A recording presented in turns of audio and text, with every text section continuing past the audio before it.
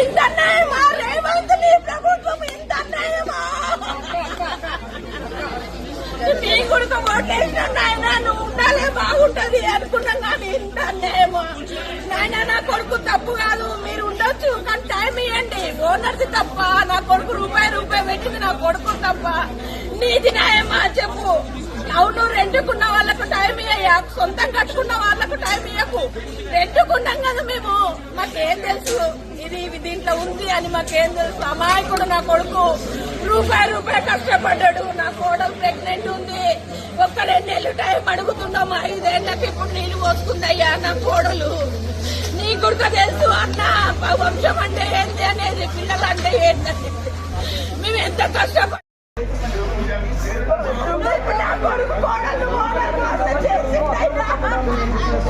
తిండి వినకుండా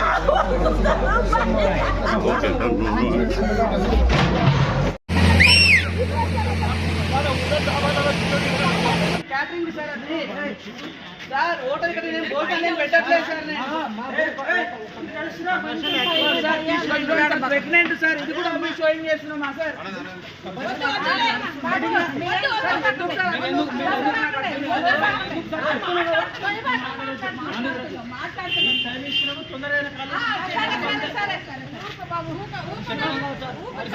మా బాధ ఉంది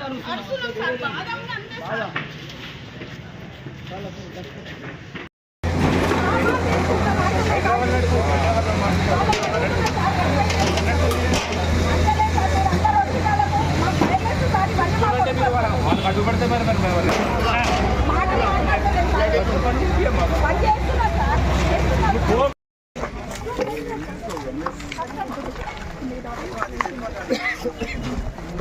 ఇటే ఉందా మనం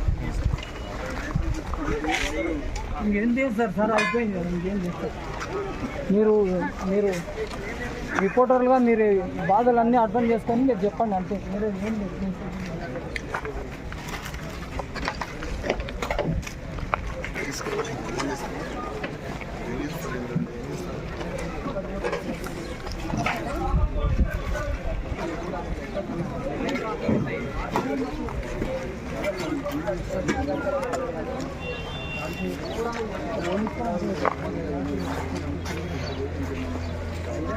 చాలా పనికొచ్చేది ఏం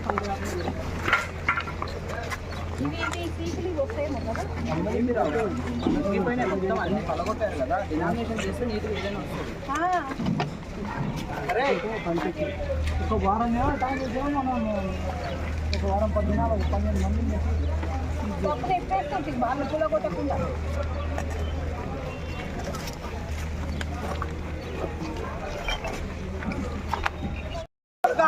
అరే లంజా కొడుకని నా కూతురు మాట్లాడేంత సేపటికి ఇప్పుడు వస్తున్నాయిరా.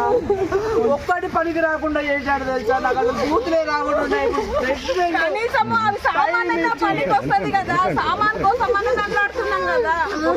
ప్రెగ్నెంట్ మీరు ఏం కాపాడతారు? మీరు ఏం రాష్ట్రం మీది?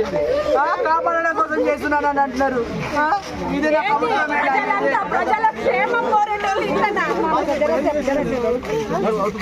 ఇది నిన్నటిదాకా కూడా నాది లేదు లేదు లేదు లేదు అని అనుకుంటూ వచ్చారు సార్.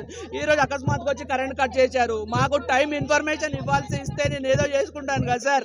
వితౌట్ ఇన్ఫర్మేషన్ ఇచ్చి 45 లక్షల రూపాయలు ఖర్చు పెట్టి కట్టాను సార్. అది కూడా మంచి ఫుడ్ ఇద్దామని. బ్రాండ్ యూటెన్సిల్స్లో ఇంతవరకు హైదరాబాద్లో ఇవ్వలేదు లేదు సార్. కల్తీ ఫుడ్ పెడుతున్నారు.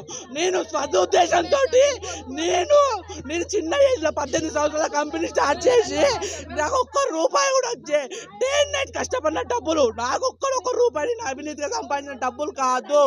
నేను 6 years అగ్రిమెంట్ తీసుకొని కట్టాను. నేను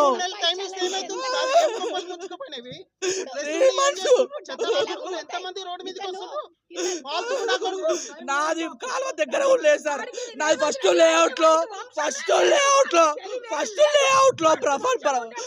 బఫర్ జోన్ ఉంది. బఫర్ జోన్ లో మేము కూల్చాము, కన్స్ట్రక్షన్ ఉన్న వాటిలో మేము కూల్చాము అని చెప్పాడు. ఇప్పుడు ఇది కూల్చడం చేయడం వల్ల ఏం ఉపయోగము?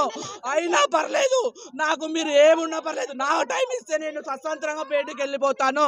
నేను ఇక్కడ ఏదో మాఫియా నడిపించి బీరు నడిపించి ఇది చేయట్లేదు. నేను బ్రాంజ్ యూటెన్సిల్స్ లో బెస్ట్ వింటేజ్ క్యాటరర్స్ అని ఒక మంచి ఫుడ్ ఇవ్వాలనే ఉద్దేశంతో నేను వచ్చాను.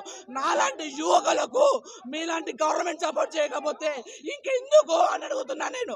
నాతోటి వందల మంది పని చేస్తున్నారు, వాళ్ళు హ్యాపీగా ఉండాలి, నేను హ్యాపీగా ఉండాలి. ఒక సర్వే అవుతే బాగుంటుందని ఒక ఉద్దేశంతో లేదు, కానీ ఇలాంటి చేయడం కరెక్టే కాదు. ఒక 100 మంది పనితీరు అయితే పోయింది కదా, వాళ్ళకి పని వాళ్ళు.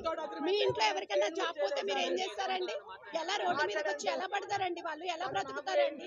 ఇప్పుడు డబ్బులు ఎలాగో రావు వాళ్ళకి, డబ్బులు పోతే